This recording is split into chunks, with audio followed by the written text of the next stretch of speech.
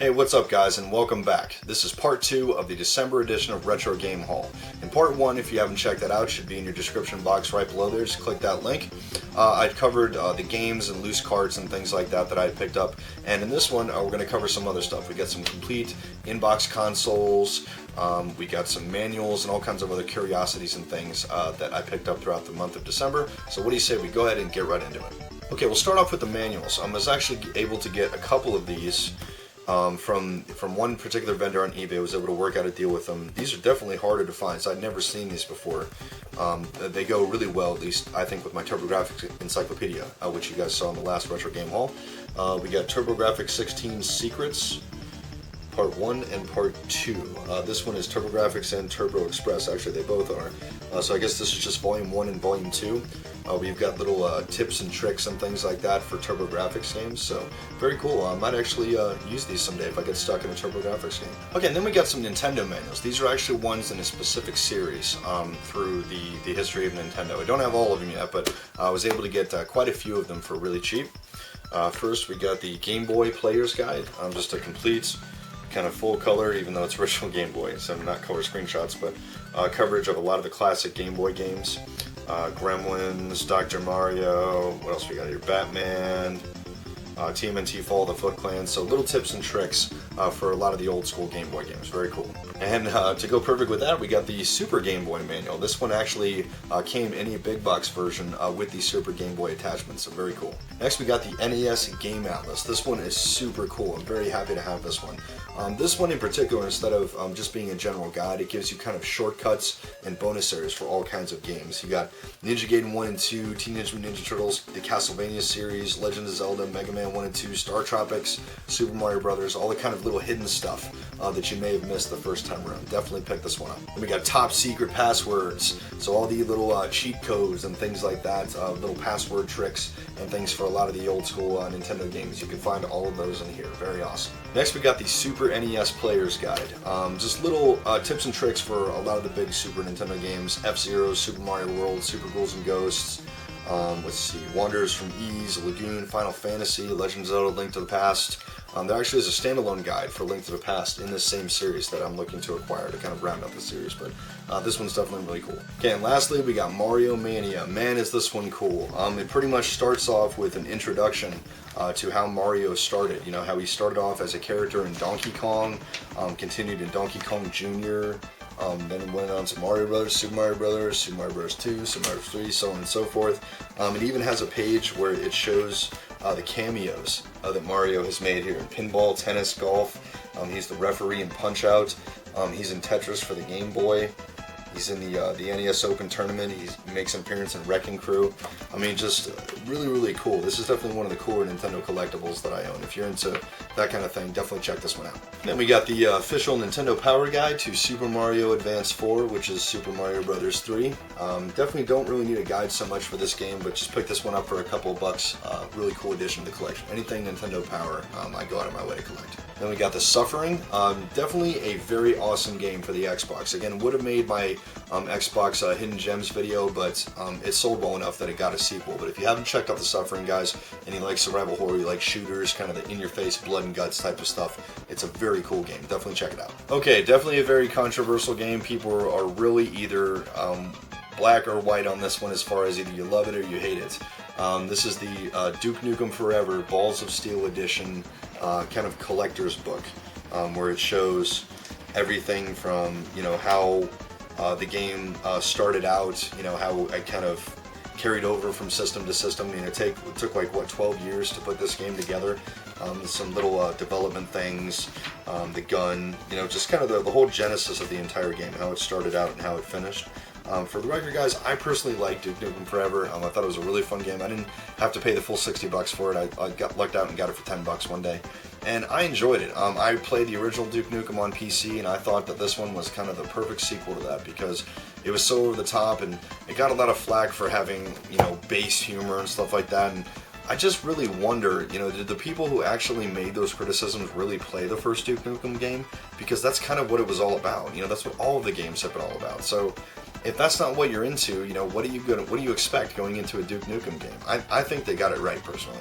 Not a fantastic game by any means, but I felt satisfied as a fan of the Duke Nukem series. Okay, so next up we got some complete in-box consoles. Okay, first we have a complete in-box original NES. This particular version is definitely one of the ones that's harder to find because of this. This was the only version of it that came with the NES Player's Guide, the official encyclopedia, as it were, of Nintendo games, which I owned as a kid. I owned that guide. I remember laying in bed, late at night and reading it, and just, with a little flashlight, staying up way too late and just obsessing over all these awesome titles. Really wanted a complete in-box NES. This one's definitely in really good shape. Not going to take it out, but styrofoam, everything's in there, guys. The NES is not yellowed at all. It's in fantastic shape. Worked out a really awesome deal on this one, so I'm very, very happy to have it. Next we got a complete in-box Platinum GameCube. Worked out a really cool deal from another vendor on eBay to get this one. Definitely wanted a complete in-box GameCube just to kind of go with the flow, as it were, collecting Nintendo stuff. I wish it were a purple one, since that was the original console. I definitely try to collect the first ones if I can, but the Platinum one was my second favorite color. The black one's okay, but the Platinum one, the silver kind of color, definitely looks a lot better in my opinion. Okay, next, I already have a complete in-box Super Nintendo, which you saw in the previous edition of Retro Game Launch. This one I actually won at an auction at East Starland at one of the Gamers Exchange events. I just got it for such an amazingly low price, I couldn't turn it down. I think I paid 20 bucks for the box. It does have the styrofoam in it. The box itself is in phenomenal shape. I mean, look at this thing. No big creases or gashes or anything like that. This is a different box than the one that I have, since this is the Power Set, I think, which comes with Super Mario World with it and the 2 controllers and everything. The one I have that I'm looking up there, it's up at the top of my shelf, is the NES Control Set, which was the base set. Only came with 1 controller in a game, so maybe I'll get an extra SNES to fill this one out someday. Okay, I know a lot of you are going to groan at this next one. I bought this for pure collecting purposes. I have no intention of using it since I've already got the basic version of the system. I have no need to open the box, but I just kind of bought it because I figured these might actually be valuable one day. So these might be a little bit of a curiosity in the history of Nintendo. We got the Wii Mini sealed in the box, $100 for these guys. These sold out, I think, pretty quickly, and I don't think Nintendo is going to be putting out another version of these. This is kind of the final version of the Wii that they're ever going to make, since the Wii U is out now, and that thing's, having a little bit of trouble, but that's a different story. But something about Nintendo and the red color will always appeal to me, so this one was definitely a much welcome addition to the collection. Okay, this one isn't complete in box, guys, but this is definitely one of the rarest things I own. Not a lot of people know what this is. This is the very, very hard to find mini Xbox, original first generation Xbox, just the miniature version of it. I'm kidding. There's no such thing as a mini Xbox, no. This is just a little something I picked up, guys, that I thought A, was really cool looking, would just be a neat little thing to have in the collection, but also it's functional. It's an RCA switch box. Just kind of looks like an Xbox, and it lights up and everything when you power it on. Since I've got so many consoles, you can never have too many RCA switches when you've got this much stuff as I do. Okay, next we have a Christmas gift from a very dear friend of mine. You know who you are. Thank you so much for this. I appreciate it. We've got the Zelda Limited Edition 3DS, which comes with Zelda Link Between Worlds. I didn't own a 3DS before this, guys. I've been kind of putting it off and just kind of got out of the handhelds a while back, but this has pretty much single-handedly reignited my passion for Nintendo handhelds. And I gotta tell you, Link Between Worlds is in the top 3 Zelda games of all time, in my opinion. That's almost the perfect Zelda game. It's a love letter to people who like A Link to the Past, which has always been my favorite Zelda game. It's kind of a sequel and kind of a reboot to it, kind of sort of a little bit of both. It takes place years afterwards, and they do kind of mention the events of Link to the Past, but it's almost like a remake of it, sort of, where it kind of retreads some of the same territory, but without directly copying. It definitely brings some new stuff to the table. So, guys, if you don't have a 3DS and you can get one of these, get one. The gold Triforce on this thing, absolutely freaking awesome looking. And the game that comes with it comes with a download. Unfortunately, it doesn't come with a physical game, but that's cool. It's awesome. I mean, if you have loved any Zelda game, you will absolutely love this one. I cannot recommend this one enough, guys. I know I'm not the only guy who loves this game right now, but please check it out. It's really cool. Okay, following that same beat, this was a Christmas present to myself. We have the Zelda edition, the Wind Waker HD edition of the Wii U. Did not own a Wii U, and I'm really glad I waited to buy one because this is definitely the version that I would want to have. As you can see, the gamepad is kind of ornate and everything. It's inscribed. It's got the Hyrulean text and things on it with the Triforce logo, and you do get the Wind Waker HD with it as a free download. So that's really awesome. Really digging the Wii U. I won't get too much into it, guys. I will do a complete thoughts of the Wii U video out for you guys to let you know what I think. But I'm definitely pretty impressed with it so far. I have not been disappointed. It's a really cool system.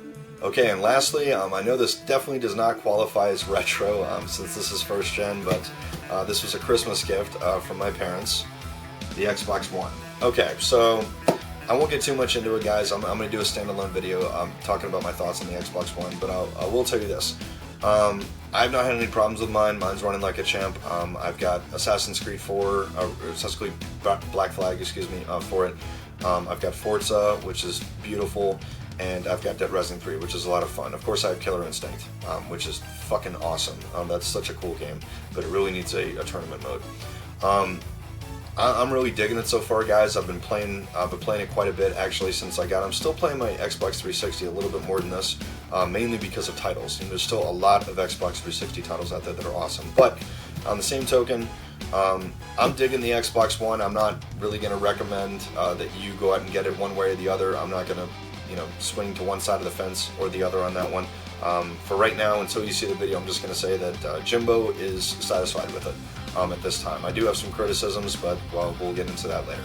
So that wraps up the December edition of Retro Game Haul. I promise, guys, it will not take nearly this long to get the January video out to you. I've already been racking up stuff. I can't wait to there's a ton of stuff I can't wait to show you guys, but that will come with the January edition of Retro Game Haul in the next few weeks. Thank you everyone so much for stopping by, and to all my fellow gamers, retro or not, game on.